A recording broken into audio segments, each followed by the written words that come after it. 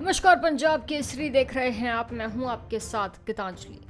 उत्तर प्रदेश की योगी आदित्यनाथ सरकार ने हलाल सर्टिफिकेशन वाले खाद्य पदार्थों को बचाने, बेचने और भंडारण पर तत्काल प्रभाव से बैन लगा दिया है।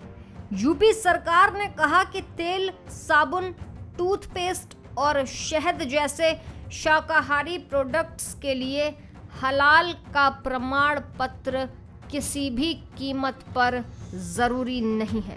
सरकार ने ये दावा किया कि ये प्रतिबंध सार्वजनिक स्वास्थ्य के हित में और भ्रम को रोकने के लिए है। यूपी सरकार के आदेश में क्या कहा गया है ये भी आपको बता देते हैं। दरअसल यूपी सरकार के आदेश में ये कहा गया है कि खाद्य उत्पादों का हलाल प्रमाणीकरण से खाद्य पदार्थों की गुणवत्ता के बारे में भ्रम पैदा होता है और ये पूरे तरीके से कानून मूल इरादे के खिलाफ है।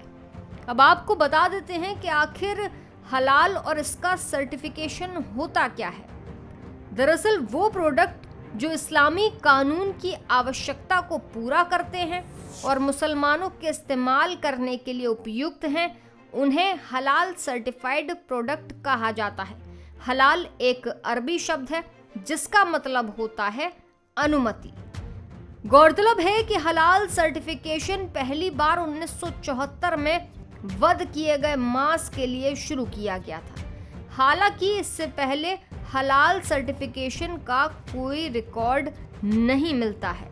हलाल मांस का मतलब है वो मांस जिसे इस्लामी प्रक्रिया की मदद से हासिल किया जाता है। इसके मुताबिक जानवर को गले की अन्न प्रणाली और गले की नसें काटकर मारा जाता है।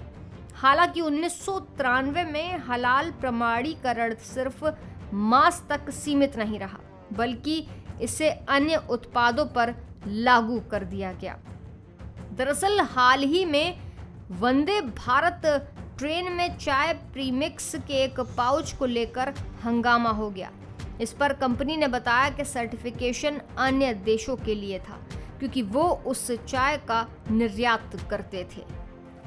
अब हलाल सर्टिफिकेशन मांस तक ही सीमित नहीं है, कुछ कॉस्मेटिक आइटम भी इसकी ज़रूरत होती है। इसके ज़रिए ये दर्शाया जाता है कि इन प्रोडक्ट में शराब, सूअर की चर्बी आदि जैसे कोई हराम प्रोडक्ट्स का इस्तेमाल नहीं किया गया है। अब आपको ये भी बता देते हैं कि आखिर हलाल सर्टिफिकेशन देता कौन है। प्रोडक्टों को आयात करने वाले देशों को भारत में किसी मान्यता प्राप्त निजी संगठन से हलाल प्रमाण पत्र लेना होता है, क्योंकि इस क्षेत्र में कोई सरकारी विनियमन नहीं है। वाणिज्य मंत्रालय ने साल की शुरुआत में हलाल प्रमाणीकरण पर एक मसौदा दिशा निर्देश जारी किया था, जिसमें कहा गया था कि कृषि और प्रोसेस फूड प्रोडक्ट्स को इसकी निगरानी नियमित किया जाएगी, लेकिन अब इस पर यूपी सरकार ने बैन लगा दिया है।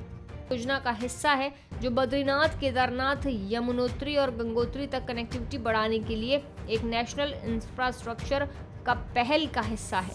मलबे के ढेर को हटाया नहीं जा सका, जिसके बाद मजदूरों को निकालने में परेशानियां हो रही हैं। देखने वाली बात यह होगी कि मजदूरों को कब तक निकाला जा सकेगा।